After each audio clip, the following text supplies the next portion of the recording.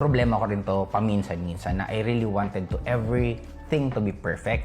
Kaya lang hindi talaga ganun eh. May mga mali talagang mangyayari. Kaya mas maganda, mahalin natin yung correction, mahalin natin yung kailangan talaga maging better pang bawat isa. Na parang ako, na-realize ko to sa isang training namin, na meron training. Sabi nung trainer, magdala kami ng ballpen, coupon band.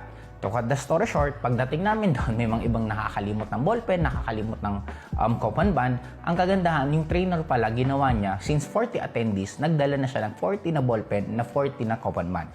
Na meron mang, kahit lahat man hindi magdala, meron pa rin silang mapoprovide. And ganun ang pagiging leader eh. Ganun ang pagiging magaling mo. Kaya sabi ko, oo nga, no? Accept na normal ang pagkakamali, lalo pag mga bago ang hinahandle mo. Kaya dapat maging open ka sa changes. Ganun yung pinakamadali. Kasi yung perfectionism or pagiging perfect, okay siya.